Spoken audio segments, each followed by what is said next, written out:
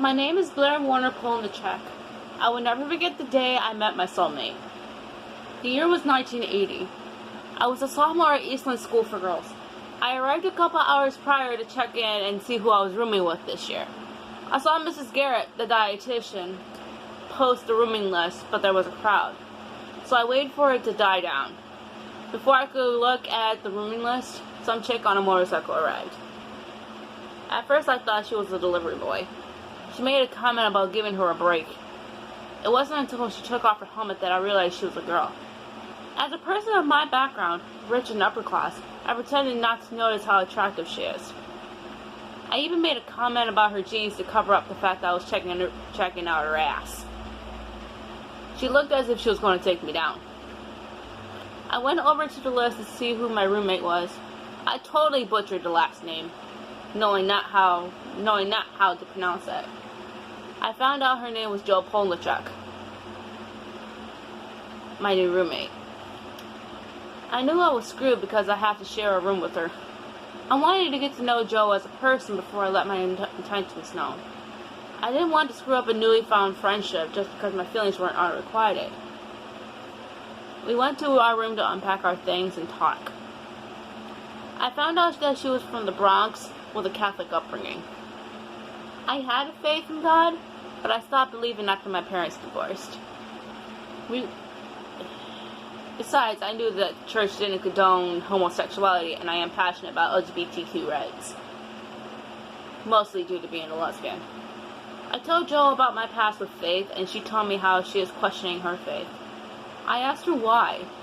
She said that her church doesn't condone being anything but straight, and she believed that anyone who wanted a relationship with God should have one because He loves us all the same. I agreed with her, but still asked why. She looked as if she was nervous. She finally said that she is a lesbian, and she never told anyone before me. I told Jo that I was a lesbian too, and that I would never out her to anyone, which she appreciated. We talked about what classes we were taking this year, and how many of them we had together, which was all of them. By the time we finished talking about class expectations, Jo and I took a ride to a local restaurant. We took Jo's motorcycle there and back. I never rode on a motorcycle before, and I quite enjoyed it. We ate outside the restaurant by Jo's motorcycle. We both had a slice of pizza and a cherry coke. Jo and I went back to our room to listen to music before going to bed for the night.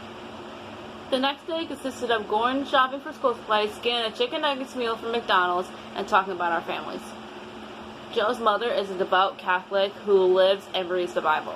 I came from a rich family with no religious background. My family thought that money would solve our problems, but not my parents' divorce.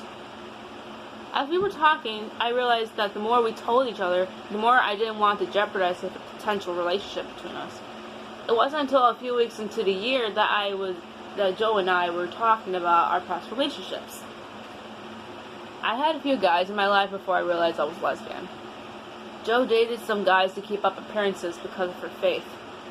She wished that she knew what it was like to be a dated woman. I thought the same thing. I don't know who brought it up, but we decided to give it a shot and see where it goes.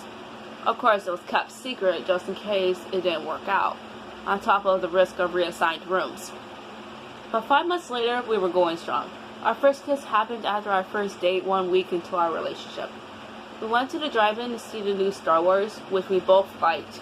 When we got back to our room, it happened. It was short and sweet, which led to another one. Excuse me. We ended up falling asleep on my bed after a short makeout session. The next morning consisted of determining how long we were going to keep this a secret. I mean, someone was bound to find out.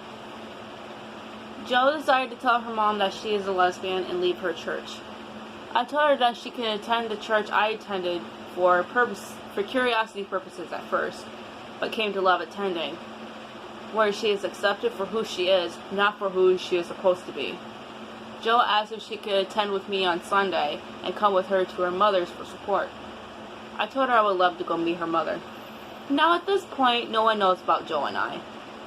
So this would be the first time we told anyone about our relationship.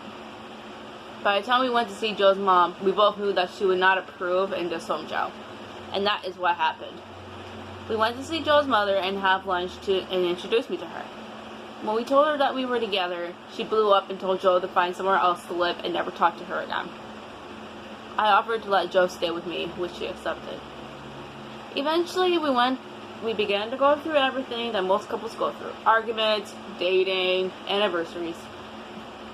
But nothing beats going to the beach on our first anniversary alone with the stars. We were together for 3 years before we decided to go public at graduation. We discussed how we were going to go about it. Joe was the one who came up with the idea of mentioning me in her valedictorian speech. I thought it was a better idea than us kissing on stage. On the day of graduation, let's just say everyone was shocked. No one could mistake it when Joe said, "I want to thank my girlfriend Blair for giving me a reason to be who I am, not who I am not."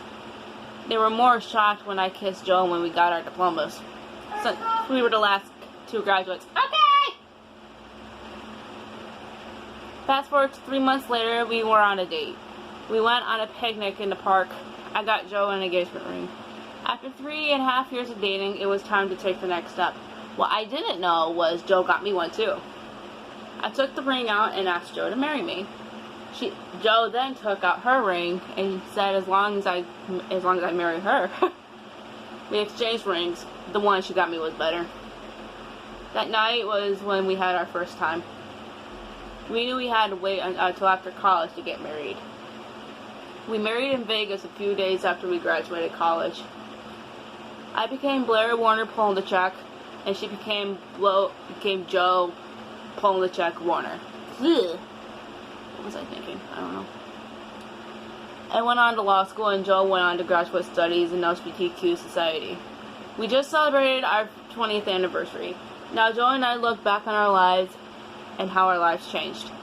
We are now proud parents of 2 teenage girls, Rosemarie and Emberly. We are happy with how our lives turned out, and to think it all started with flare jeans and rooming arrangements.